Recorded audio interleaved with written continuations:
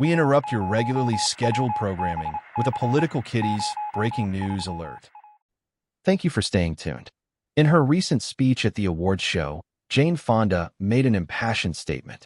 "We are living our documentary," referencing the harsh reality of the state of current affairs and politics.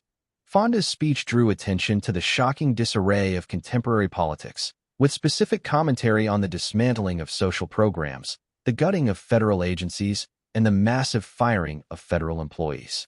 As we dive deeper into this, we'll discuss how the Trump administration aligns more with the satirical Idiocracy movie, which has become eerily prophetic. In this breaking news special Political Kitty report, we'll break down how this political climate parallels the absurd world of Idiocracy, where life itself imitates art in disturbing ways. Jane Fonda's words resonated as a warning to all, invoking the comparison of life under the Trump administration to a documentary of dystopian times. The speech emphasized the need for political advocacy, social justice, and solidarity against a backdrop of political failure. Let's start with the movie, which was released in 2006. Directed by Mike Judge, Idiocracy is a darkly comedic film set in a future where society has become unintelligently regressive due to the rise of anti-intellectualism. The main character, Joe Bowers, as depicted by actor Luke Wilson, wakes up after being frozen for centuries in a time where people have evolved into idiots and the world is governed by mindless entertainment, crass consumerism, and an obliterated education system.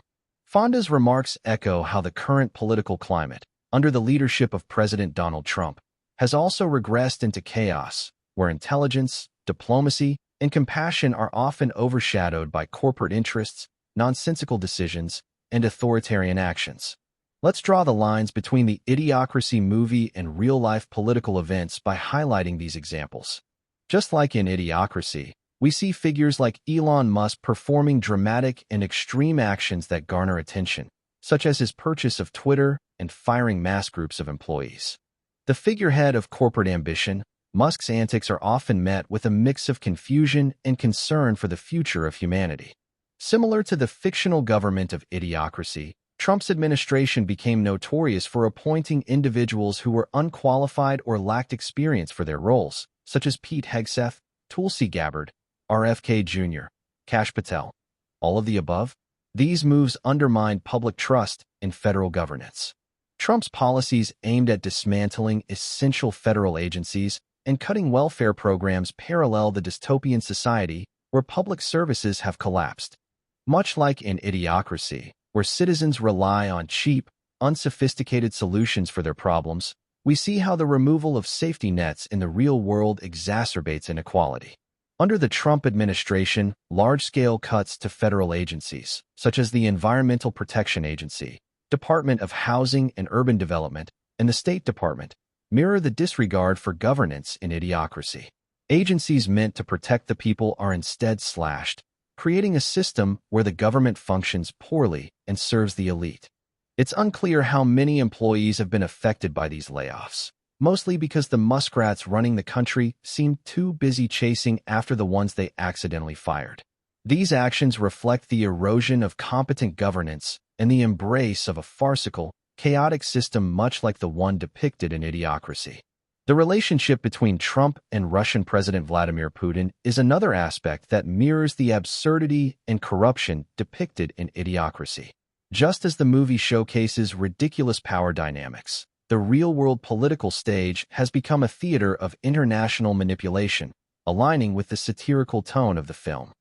To sum it up, Jane Fonda's assertion that we are living in a documentary perfectly captures the surreal reality of the Trump regime 2.0. Which often feels more like we've been watching reruns of Whose Line Is It Anyway on a daily loop.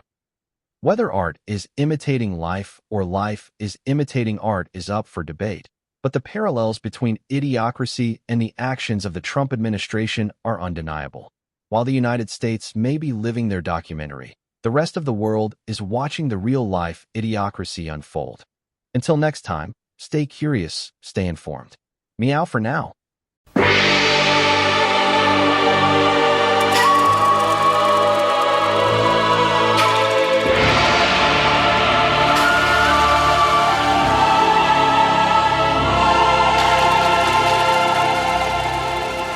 Cascaragon idewe. Danonto, Canadagon, Ente, Mataron. What's he saying, Father? Commandant Cartier is saying this nation's name is Canada. Canada. Canada. Beg pardon, sir, but the word he used, I think it really means those houses down there. No, believe me, I know the word. It means nation, and Canada is its name. Wakion, Canadagon. But I'm sure it means the houses, the village.